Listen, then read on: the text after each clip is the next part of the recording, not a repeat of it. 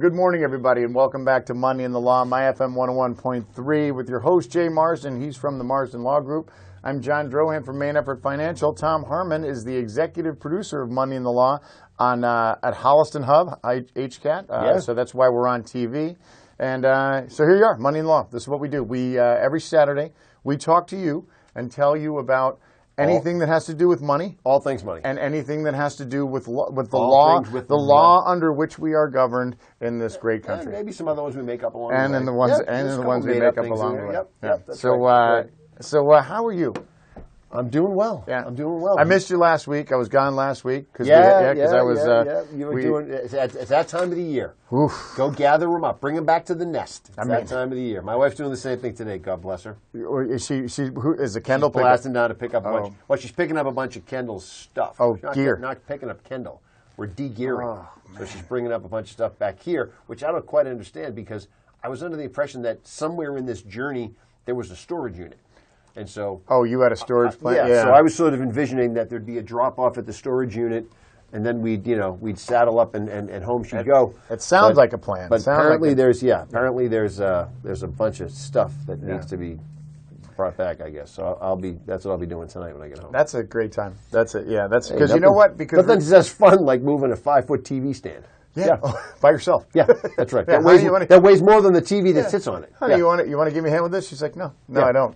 No. Yeah. My back was out of commission for like a month putting that thing together. Ooh. So move this thing. I'm like, where's it going? I mean, I'm not going to say it out loud because I'm not. But what about, if you're a 35-year-old guy doing that, if you're doing some, remember when you used to do you'd take on those construction projects and you'd be sore afterwards, right? And you're like, okay. And then the next day I'm okay, right? And I'm at work. Next day I have to go to the gym, do whatever you do. Yeah. Or next day I got to commute to Boston or something. Walk to work. Yeah. It's a little bit different. A little bit. Tom, you'll see. You'll see when someday, you get it. Tom. Tom, how are you doing today? Awesome. All right, Tom's doing good today. Someday that swing won't be so fluid, Tom. Someday it'll start getting creaky. I will say this. I mean, not for nothing. This is not going unnoticed, but I know you are not. You are dedicated to your golf game. You are not messing around. Trying to be. I mean, not for nothing. It's not you're going weekly, right? Yeah, at least. We played last night with your crew. Most of the guys you knew, and it's a Tuesday night thing. We go out and Now, is this the outside league or is this the simulator? Outside. Inside's over. Weather's nice now. So, but all during the dark season, you were in the simulator, right? I was in the simulator, getting after it. You know what? And that's the only. I don't think it helped, but it's all reps. Yeah. No, of course it helped. I guarantee it helped. It definitely brought more consistency to the game. That's all it is, right? Take it from somebody who's currently learning music when there's no consistency, because they said that one of the things is changing chords, right? You know how to change the changing of the chords. The changing of the chords. It's easy to keep it at one. Changing it is as you walk through that journey, you're already through some of the big pieces of it, which is strumming patterns, changing chords, and actually singing and playing. I'm not through those pieces. All right. You've made progress. I'm not through anything. You've made progress to those ends. So today was supposed to be a Money in the Law. So I guess we'll tease it for now. So it was supposed to be a Money in the Law music. Every now and again we have a little music special. A little jam session to kind of get things rolling. So we were going to do it today, but I'm just not ready. All right, we'll get there. But next, maybe next couple of weeks. Or two. All right, we'll see. All right. Yeah, we'll figure it out. So what's new? What's going on? What's the new buzz? Anything buzz going on in the town? You got any? I happen to. Speaking of town, there was a town meeting recently, just this past Monday, and I was. I saw one of your old buddies, old comrades. One of your old comrades, and they were. He was like, "Hey, where's your radio buddy?" And I'm like, he's been to enough of these. He's busy. Sat through enough of these. Yeah, he is. Yeah, that's right. That's right. Sat through, prepared for days before. Under the Klieg lights, I might mind you. When you're actually a player in the game, and you're sitting at the front of the room. Yeah, it's a totally different. It's 2 or 3 nights of gotcha. Is what it is, right? People asking questions that you're not. It's not that you're unprepared for. They're just questions that you don't ever expect would even ever come up. Why can't a fish ride a bicycle? Yeah. I don't know the answer to that. I didn't know that that was going to be on the exam. That has anything to do with the Department of Public Works. That's right. Yeah. That's right. So these are the things that come up from time to time, and I immersed myself quite a bit in that project. And by the way, what my non-attendance does certainly not does not mean that I'm apathetic in any way, but I do have a lot of faith in the folks who do the work, and I've been part of the system. I was part of the system for a long time, and there's a lot of work that goes into those things. Oh yeah, and right, and this is, of course, this is your old pal Jay. Shout out to Crazy Jay Leary.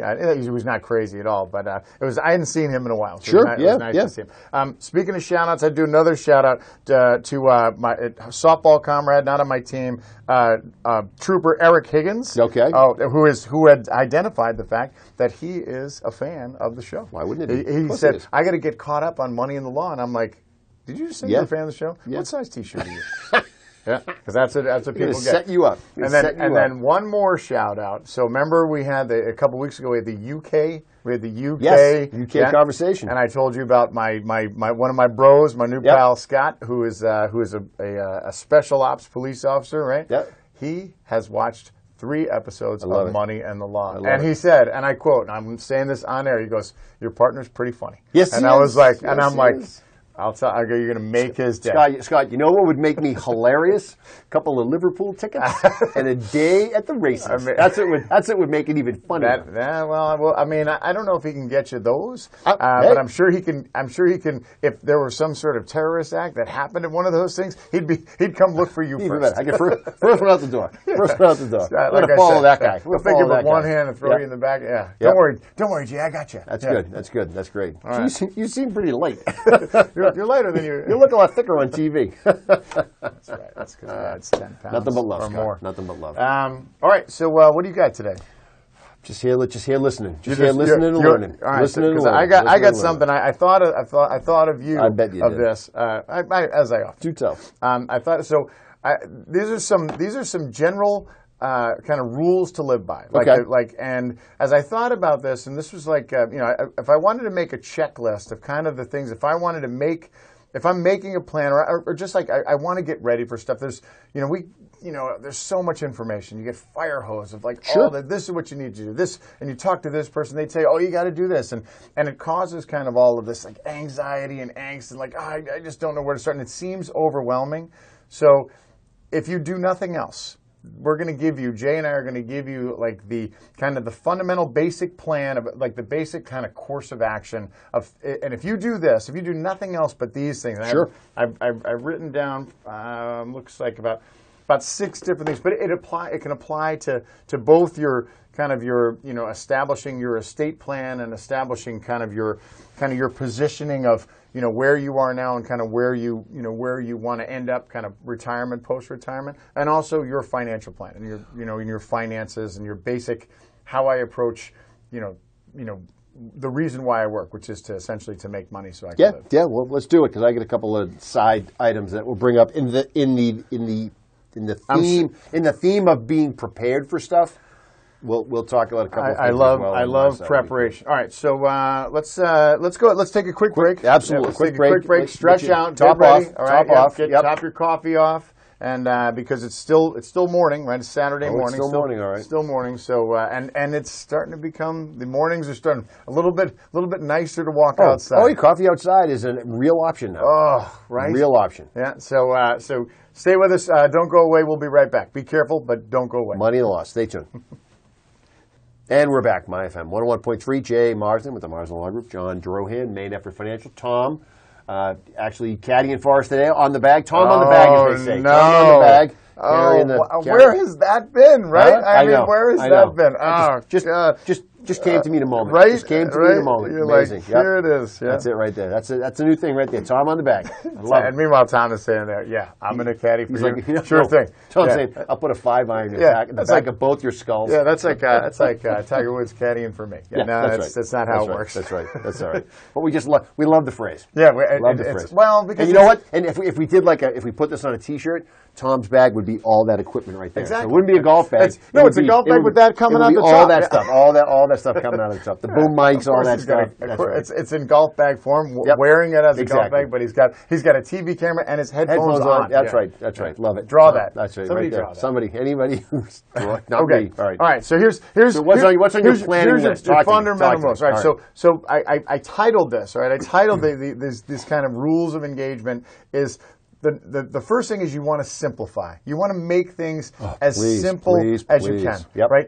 And again, as we said, there's so much information that comes at you. There's so much stuff that you feel like you hear it and you're like, oh, that's important. And then you know how it is. Like, and then you feel like, oh, that's important. Oh, but this is more important than that, right? So we're going to help you to kind of, the first thing you have to do is all we're going to do is we're going to simplify this. Yes, right? And please make simplify. It simplify for everything. Yeah. Everything you're talking about. Everything. Like, we talk about this all the time. Consolidate, make a commitment to one location for a lot of stuff. This does not have to be tons of moving parts. Yeah. Simplify. As the great Russell Crowe said in one of my favorite westerns of all time, the remake of 3:10 to Yuma, he goes, "I like to do things easy." Yep. So here we go.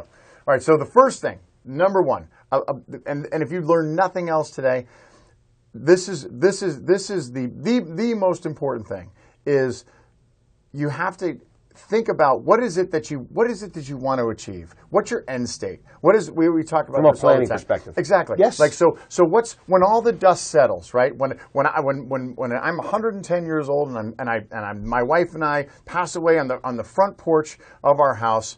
What do I want to see? What is it that I want to see? Right? What you're going to see is a bunch of cop cars show up. I mean, let's call that in our world we call that an unattended death. Now there's coroners and there's autopsies, so we don't want that. Sit on the back porch. Sit on the back porch. When you're on the back nine, spend more time on the back porch. All right, let's just talk about that. So, go ahead. So, but what is it that I want to see?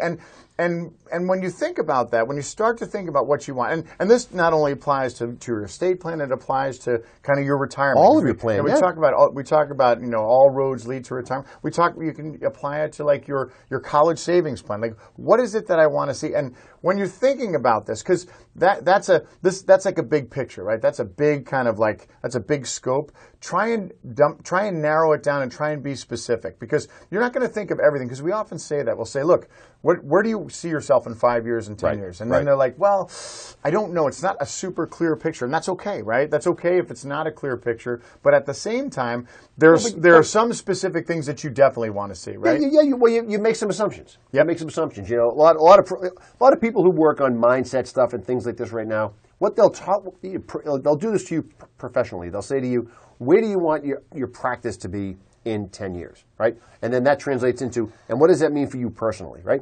And so this is this idea of it's almost, this is going to sound a little kooky, but it's almost like a time traveling device. Sure. Right? You look into the future and you say to yourself, what does 75-year-old me wish I did today to get to this version or this vision of what my 75-year-old life looks like? Yeah, right. Exactly, and that's your journey. That's your course of action. Those are your things. Those are your tasks that you're going to accomplish in order to achieve that. In order to achieve that end state. And by the way, and we've talked about this on the show before. This is not a numbers. This part of the process.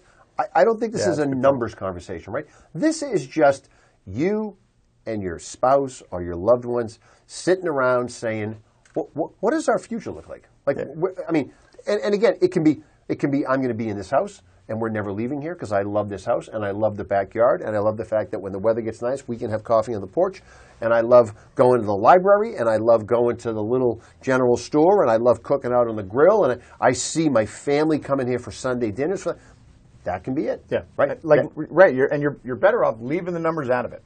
Don't make it a numbers thing. Yeah, leave the numbers out of it for this exercise, because when you start to bring in the numbers, that's when that simplicity, the simplifying, gets a little bit more complicated. Correct. Right. So leave the numbers out of it. So what is it? So for example, first and foremost, what everybody should wish for is that I hope that I'm healthy and that my family is healthy. Right. Yep. So my health. Right. So because I'm telling you, and for those of you who are right now, you're in the grind, right, and you're like you're slugging it out. You're like, I can't work too. I'm an entrepreneur. I have my own business. I'm killing myself to try and get my business off the ground. All the right things. Sure, we've all done it. But at the end of the day, when you get to be, ask anybody who's 75 years or older, right?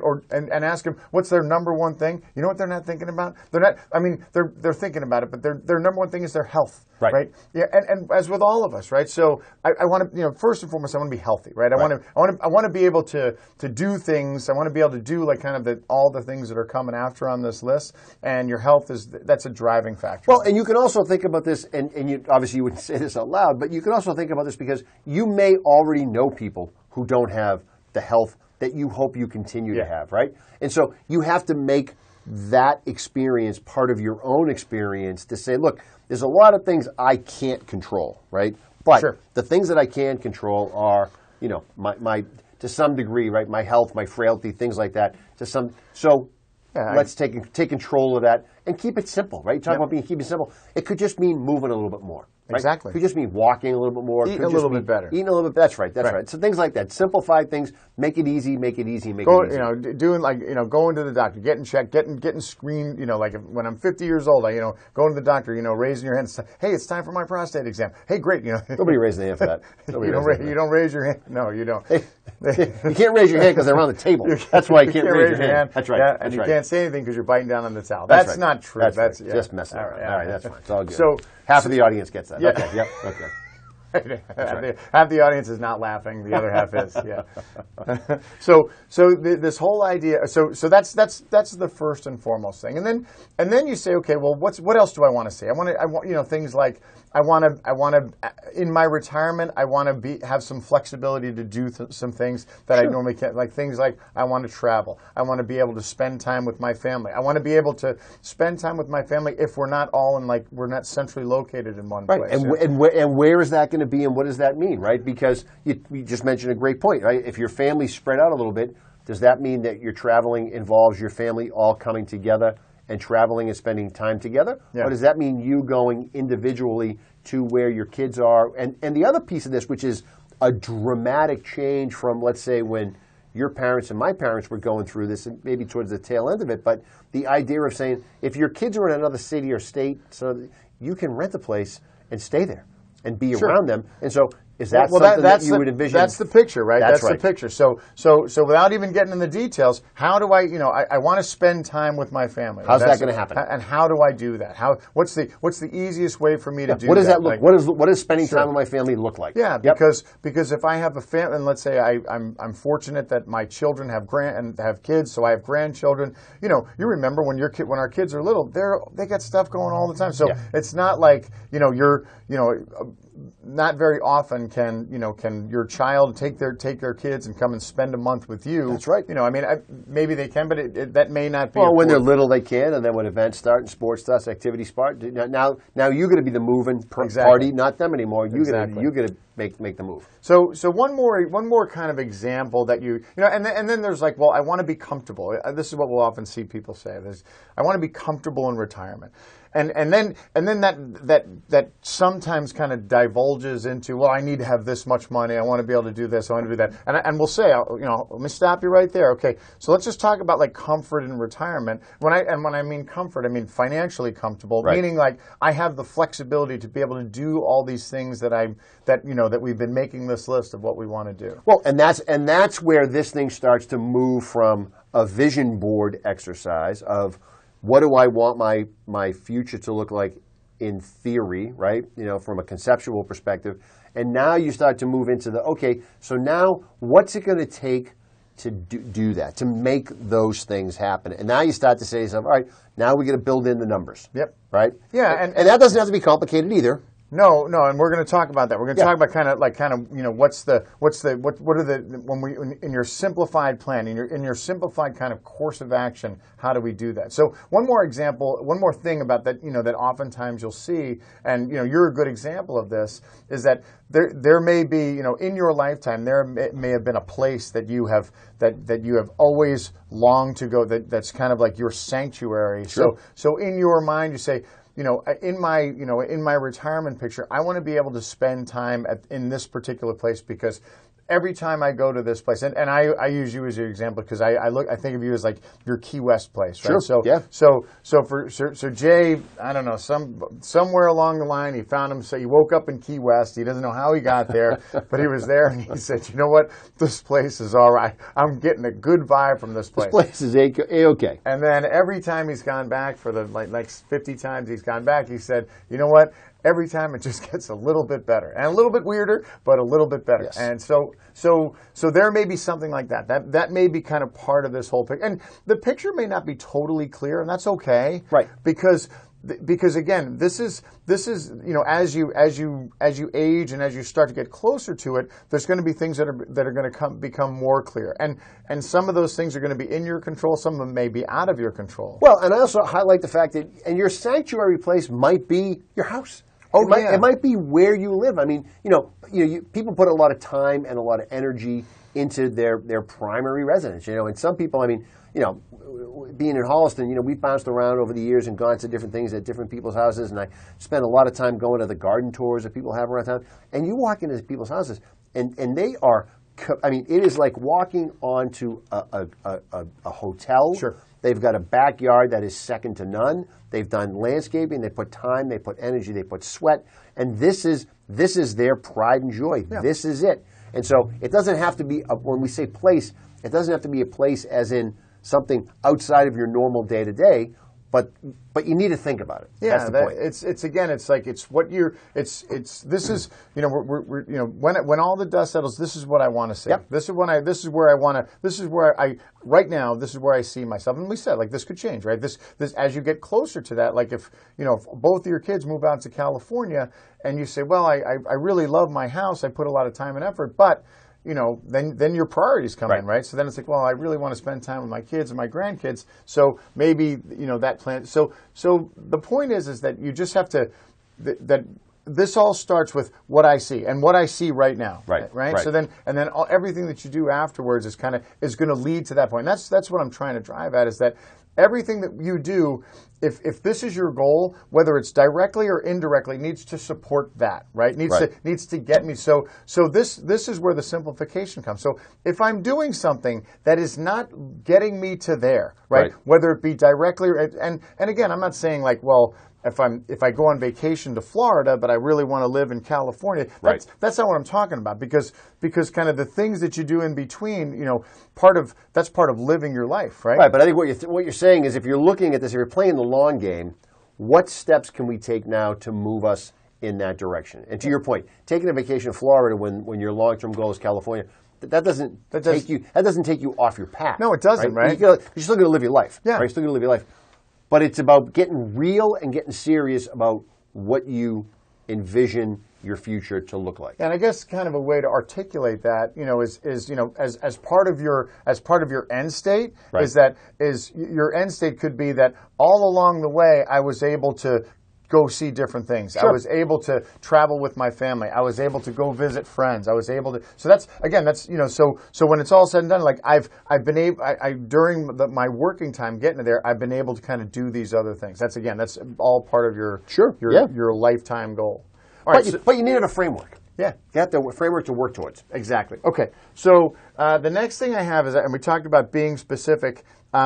And this kind of goes along with that. So now I start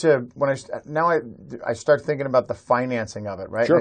So the simplest way, and people have said this, people have talked about it, and again, it really works, is the whole bucket concept, right? Yeah. The whole idea of, okay, if I'm going to save money and I'm going to theoretically put this money into buckets, not actual bucket. If you put it into an actual bucket, then that's an issue. That's fine. But bundle it up, because otherwise it blows around all over the place. Right. You might need a bigger bucket. Yeah, right? That's right. And put the red dye money on the bottom. So the whole idea, the whole bucket theory is like, okay, so in this bucket, the money I put in here has a specific purpose. In this bucket, the money I put in here has a specific purpose. In this bucket, the money I put in here has a specific purpose. So, and for us, we kind of use the 3-bucket method, right? We kind of, and it's all based on when I'm going to need the money. Sure. Right? Yeah. When I'm going to use it. So there's the now term bucket. There's the short term bucket. And when you say short, it's kind of, I'm using my air quotes, my radio air quotes. And then there's my long-term bucket, right? And again, the term is all relative based on how old you are, right? So with us, the now-term bucket, that to me, that's cash. That's my cash money. That's the money that if I needed to use the money tomorrow, or if I needed to use the money within the next, with us, it's the next 12 months, right? Yeah. So that's my cash bucket, right? So that's the money that I'm always saving in that. We need to keep it liquid. Yep. I have liquidity. And it's not at market risk, or it's not at any significant market risk, right? Because and you can, people can make the argument. Well, and we have clients that are like, oh no, I don't want to. If I can make a little bit of money, I don't want to keep any cash, John. No cash. That cash isn't doing better now than it used to be. But yes. So there's that bucket, and then I have my short-term bucket. So this is the money that I don't think I'm going to need it within the next year, 2 years. 18 months is kind of like our. So this is the money I'm going to. Do I need this right now? No. Am I going to need it within 18 months? In 18 months? Maybe, right? Maybe. And that's the question, right? That's really is. Do I need? Maybe I do. Maybe I don't. But if I do, it'll be in a position where I can take it, and it's not going to change. Again, everything is all about I'm not changing my glide path, right? I'm not changing. It's not going to change my retirement. I'd like to be able to get my hands on it, and it's right there, and I know it's relatively secure. Yeah, and so now the part about this is can I assume risk on this money, right? Can I assume a little bit of risk? Because again, I can, right? And remember, there's all different kinds of risks. There's the market risk if I'm investing it in the market. If I'm investing it in, let's say, real estate, right? So let's say you have some property, or you have like an equity line of credit, and you say, well, I really want to pay this equity line of credit down because that'll enable me to have more line of credit down in 18 months or more, if in case I want to do something else, like put solar on my house or something like that. Right. So this whole idea of I can assume a little risk on this, but not risk that is going to be glide path changing. Yep. All right, and then the last bucket is my longer term bucket, and this is the money that I'm not going to use. That I'm not going to use. I can assume a little bit more risk because this is money that I'm hoping will appreciate. Will appreciate in whatever investment that I've invested it in, right? Whether it be stock market investment, whether it be real estate investment, whether it be like a private equity investment, whether it be an investment in myself, right? An investment in a business that I've started, right? So this is money that's like, okay, I've kind of banked this. Not in the bank, but I've put this in a place where now I know I'm not going to use.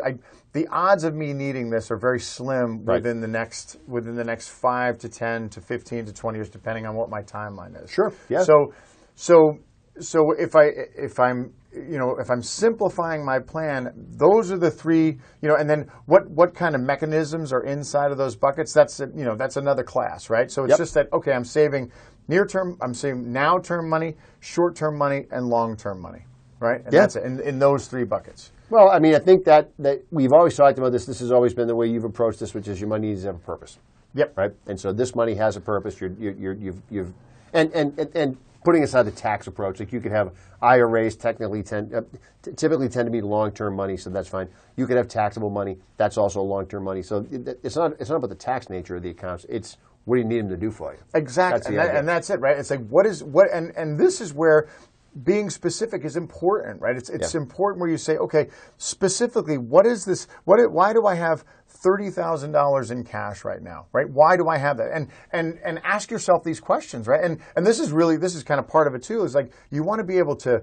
You're oftentimes you forget, right? I forget why am I? Let's be clear. You can have $30,000. You can have $50,000 in cash. You can have $100,000 in cash. I don't really care. Yeah. Just why do you have it? But why? If why you have it makes perfect sense, then that's exactly what you should have. Then that's exactly what you should have. That's what we tell you to have. Exactly. But if the answer is I really don't have any real need for it, and I just like having cash, then let's have the conversation as to why you probably shouldn't have so much cash.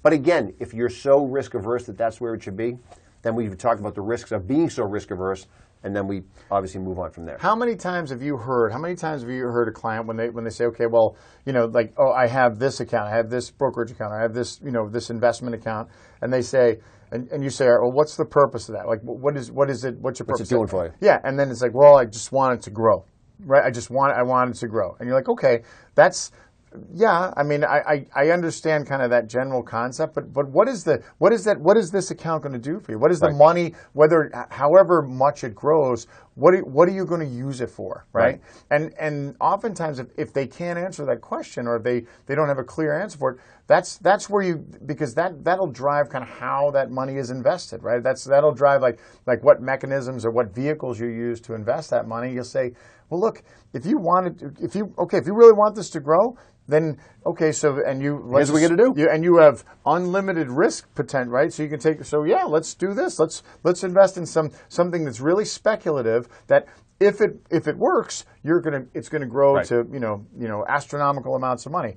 But if it doesn't work, that money's going to go away. It's going to vanish, right? So this whole idea of this kind of vague, I want it to grow, that doesn't cut it, right? That's not okay. It's like you guys say, okay, what is it? What is it going to do? Is this money going to be used to augment your income in retirement, right? Right. And so assigning a purpose to, and the same thing with kind of your middle bucket, right? So what is this money for? And if the answer is, I don't know, but I know I don't need it now. Right. And I know I don't need it in the next year. I don't know can be an answer, but now we have to ask different questions.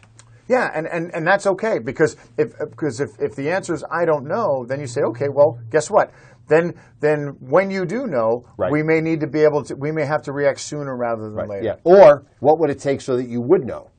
Good question. All right, we'll talk about this after the break. We're going to take a break. You got it. All right, let's take it. We're going to stretch. Everybody stretch out, right? Pull it. Refill your coffee. Seventh inning. It's not even the seventh inning. It's like the third. Well, I guess. Yeah, it's like the fifth. Feels like the seventh. We just started. All right, don't go away. We'll be right back. Then we're back. Money Law, My FM 101.3. Jay Marsden with the Marsden Law Group. John Drohan, Main Effort Financial. Tom on the bag. Holliston Hub. Love it. Holliston Hub. Holliston. Keeping us good looking. Keeping us all hubbed up. Yep, that's right. There's a lot of work that goes in. A lot of hubbubaloo. They take this back to the team, back to the engineering room, and start to wash us out and clean us up. And make us look good. Let's just talk about Holliston Cable Access, Holliston Hub right now, because there's good shows. We've talked about this before, right? There's good shows. And there's other shows. There's that are great. And then there's shows, right? So, Tom, I don't know, maybe it's just dumb luck that you kind of got attached to this. I'm not knocking the other shows, because I'm obviously you're intimately involved. Yep, involved, that's right? That's right. So, but it's all about entertaining programming, and that's what I think we bring here. That's what we do. And I'm not tooting our own horn. I'm not saying that. I'm just saying that. I'm saying that what we strive to do, and now we're talking to the television audience right now. You at home. What we strive to do is trying to bring all these really somewhat tedious and boring concepts. We bring it into a way, something that you not only understand but you enjoy. That you're like, you know what? No, stay there. Stay. I want to watch. I want to watch these guys for a little bit. I might learn something. Yeah, I might learn something. And here's the other thing. And I don't know. Maybe this may be good or bad, but. The Holliston Cable Access. Our goal is, of course, to get to HD. Right now, we're like maybe one notch down from HD, but to get to HD, and then when HD comes, we might need to shine. I might need to back up. Hit the gym. I might need a publicist. I might need some people. Is there makeup right out there? That's right. That's right. Especially when during the music, because that's when Tom cucumbers on my eyes. That's getting ready for the show. Cucumbers and yogurt on his face. I want to get camera ready. You were talking before the break about keeping things simple, right? And you were talking about your buckets and where things go. And my favorite account to do all this in is a brokerage account, right? Yeah. Because you can accomplish all of those things in one account, right? Yeah. You can buy a cash position in a mutual fund, in a money market, where you keep your cash. You can buy it in a CD. Yep. You can buy it in a CD. You can buy bonds. You can buy bond funds, right? You can keep everything. So you can have all your money organized in one account. You don't have to have it at Bank A and Bank B and Credit Union C. You can have it all in one account at one location. Yeah. And you could say, look, if I need to get my hands on some cash, I have it. Because I have $50,000 in my cash reserves, which is earning a sweet, much better than I might get at the bank, and it's liquid, and I can get my hands on it tomorrow, and that's great. And then if I want to keep something a little further up the ladder that's got a little bit more risk to it, might be earning a little bit more, that's my maybe money, right? That's your 18-month money. I don't have any real need for that right this second. Then that will do some work for you. It'll earn more, and it's a little bit more aggressive. And then you can add on to that third bucket right in the same account. We're talking the same account. It's the same statement, everybody, that says, hey, you know what? This is my mutual fund. That's my long-term play that I have no real need for. And that can just do its thing. You don't have any real need for it now. Right now. Okay, That's right. That's right. That's right. That's not the that idea. you don't have a need for it. And it's very interesting how you say that, because how many times do people it's so easy to do, and this is why having understanding what the purpose of your accounts are is so important. Because so in your example, let's say we have let's do like a hypothetical asset allocation of that account, right? So let's say the account's $200,000. Sure. And I have $50,000 of it in cash or some form of cash thing, right? Right. So that means 25%, right? 25% of this entire account is in cash, right? So, and then let's say the kind of my in between, some of that, let's say Call it another 50. Call it so another $50,000 is in some sort of, like, I have maybe some bond, maybe I have a bond ladder, mutual fund, Yep, bond ladder, or bond a mutual bond fund, fund, some or fixed ETF, income. Yep. Exactly. So something that's fixed income. Of course, it has risk, right? Because all investments have risk. So now I have another 50%. So now I have half, or $50,000. So I have half of my account is either in fixed income or cash.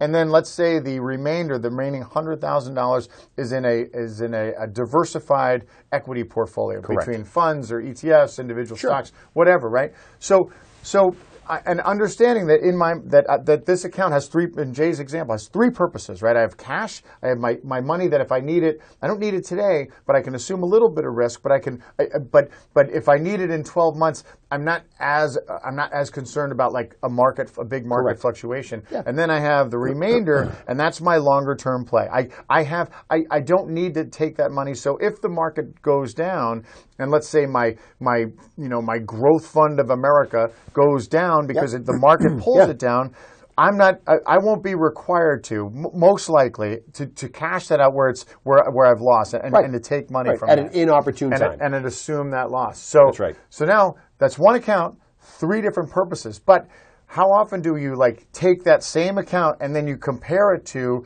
like the S&P 500, or you compare it to the NASDAQ, or you compare it to, and it's not the same thing. No, right? No, it's a different animal. Yeah, and so when you say, oh, my performance is, it's not doing that great. Like, the market's up 18%. Right. My account is not doing that well. Well, hold on. That's right. We're not talking about your account. You've got basically three things going on in one account. Your cash account's doing exactly what your cash account should be doing. Your fixed income piece, and we can get a metric for that and say, well, what is it doing compared to whatever the There's fixed an index income for the fixed income piece. And then your equity's doing basically exactly what it should be doing. The market's down 10, and you're down 10, or you're down 9, or you're down 8. Well, that piece of it is down. That's right, exactly. But not the whole thing, right? You want to do a blended average? We can do that too, but you're accomplishing all. Now, that's it. So that's where all your non-retirement money lives. Yeah. Right there. And you still have a bank account, right? And maybe you have a savings account for I need, you talked about, my kind of near-term money. The savings account, checking account, it's your operating account. Yeah. Money comes in, money comes out, right? You need to buy a car, maybe you start throwing a couple of extra bucks in your savings account so you have some money there.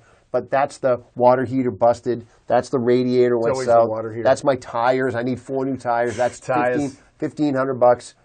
That's where that stuff. Where are you getting tires for $1,500? Well, all 4 of them.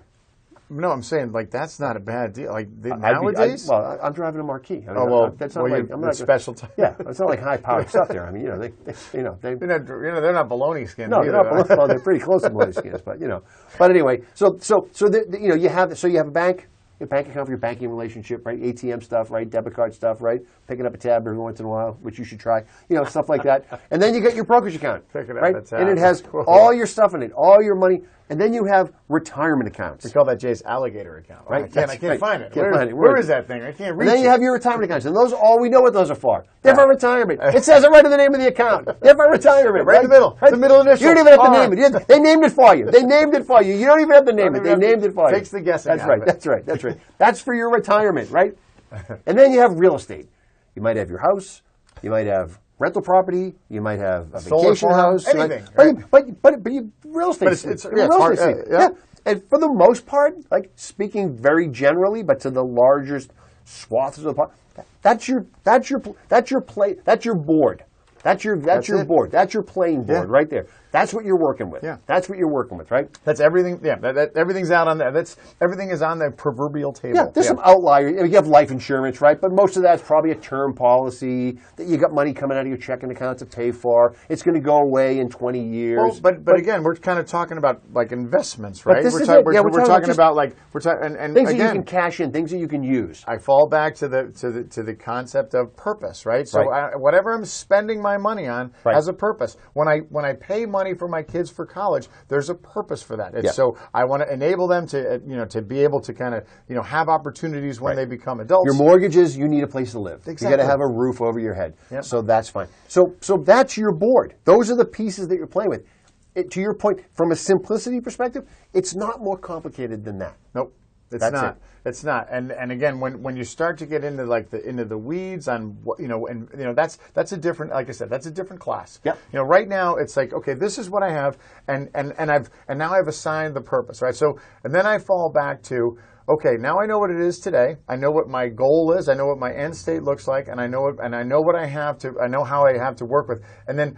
Okay, so then the question is, okay, so what steps do I need to take right now in order to make sure that this is kind of going in that direction, right? And so the first and kind of most fundamental thing is, if I want to be able to at some point not work, right? I want to be able to retire. If that's part of it, like I want to be able to retire, and I want to have my health when I do it, and all that stuff. I need to save money, right? I need to save for that, right? Well, this is where the numbers come in, right? Yep. And this is where you can really sharpen the pencil on this, right? Because right now, right this second, what it costs you to live your life. Yeah. All you have to do is open up your bank statement, right? And it will tell you right there, this is how much it costs you to live your life. And this is and for our simplicity model, right? Yep. The simplicity is understand this. Did you study for this quiz? Did I No, send you not this? at all.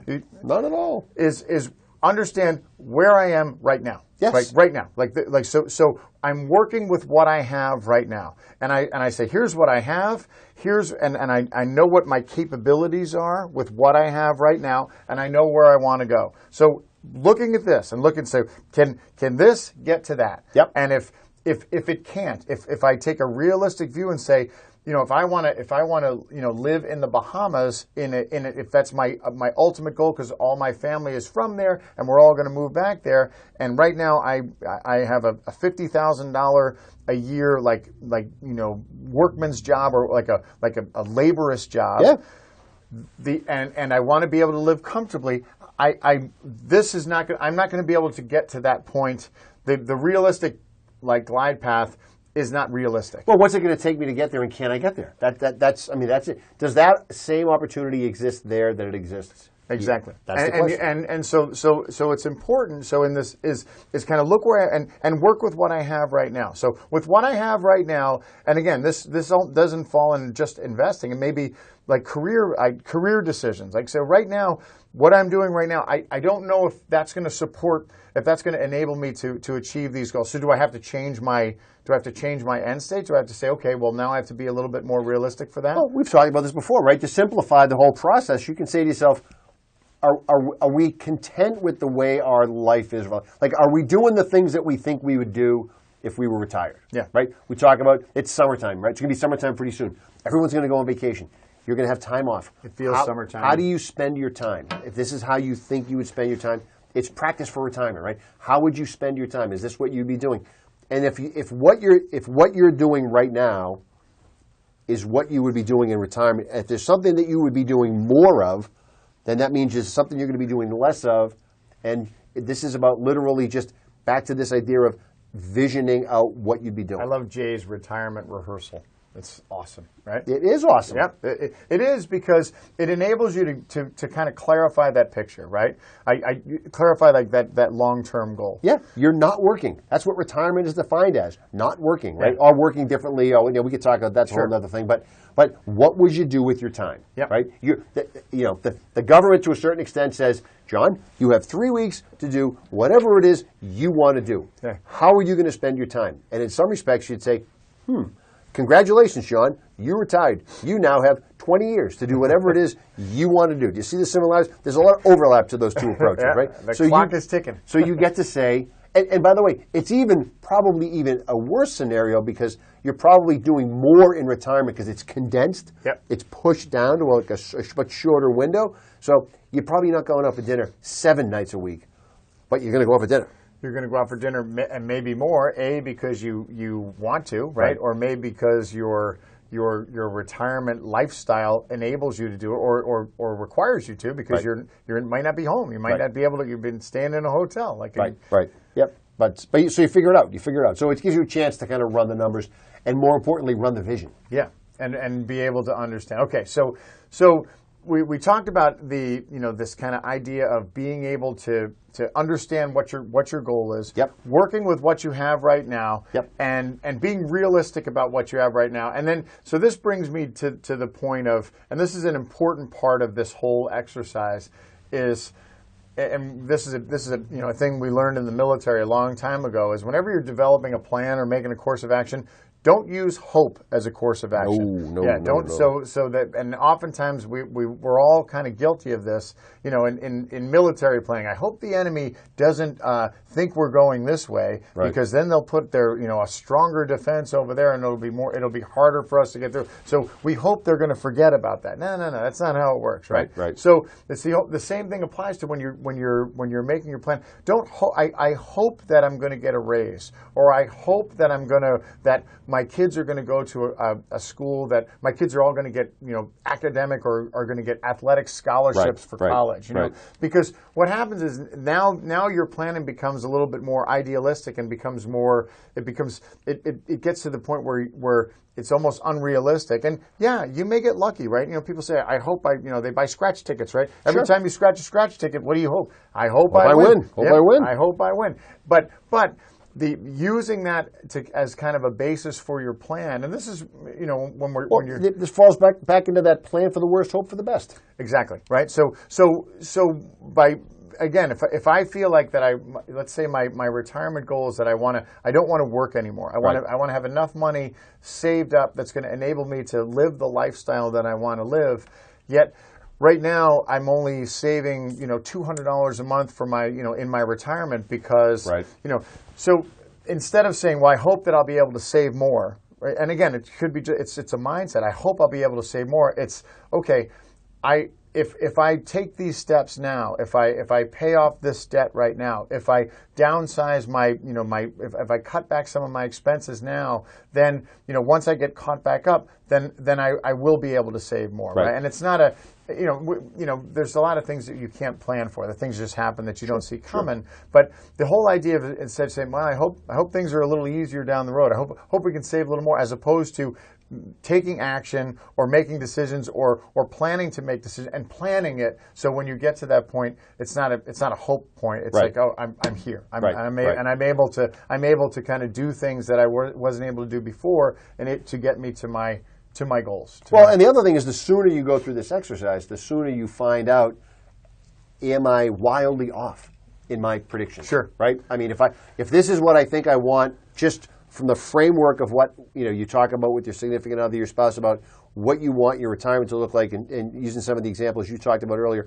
are we traveling? Are we staying home? Are we going visiting family? What are we doing? What's that look like?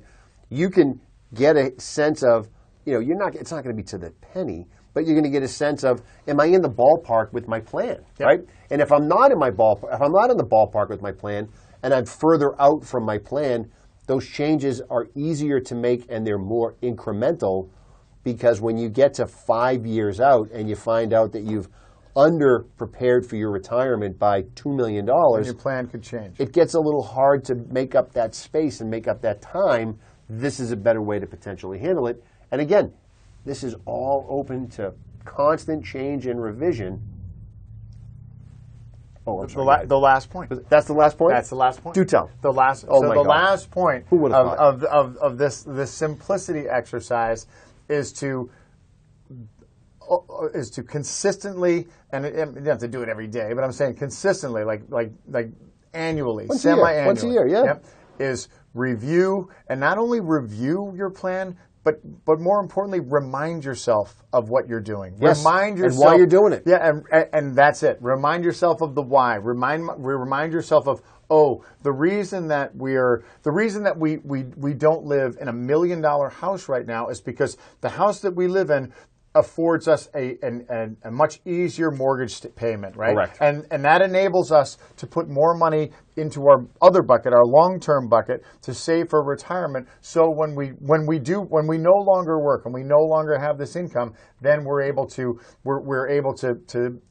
augment our retirement income. Yep. Yeah. Or the reason that we live in this house, or the reason that we haven't moved to the town that we really want to live in right now, that we want to retire in, is because our children are in school and we're saving for them to go to college. Right. For all those reasons. So it's so important to kind of go back and say, okay, what are we doing? And then that drives like, okay, so I remember, why am I putting $500 a month into this middle bucket? What is that? What's the purpose of that again? Oh, I remember, because in 2 years we're going to have a college payment, and again, that may not be all the whole way to pay for college, but it's going to enable us some flexibility to be able to figure out, because we don't know what that college is going to cost just yet, but we know it's going to cost something, right? Yep. And even if your kid goes to the Naval Academy, God help them, but if they go to the Naval Academy and there's no tuition cost, there's still going to be some. There's still going to be something, right? There's going to be. You could be paying for something. You could be paying for travel. You could be paying for whatever. You should pay for your own travel.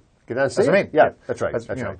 Going to the Navy games, so you can go watch Army beat Navy. All right. Yeah. All right. So I think that's it. That's all it. right. So again, just to quickly review, more than two things. To simplify, make this plan simple. Make it easy. Make it simple. Make it as easy as you can. And everything is driven by what your picture is. What's your view? And even if it's not an absolute clear picture of what I want my retirement to look like, what I want like kind of that stage of my life to look like, start thinking. There's definitely some specifics that you do know right now. There are, and you know what? And build on those. And build on those. God, I couldn't have said it better myself. I know. All right.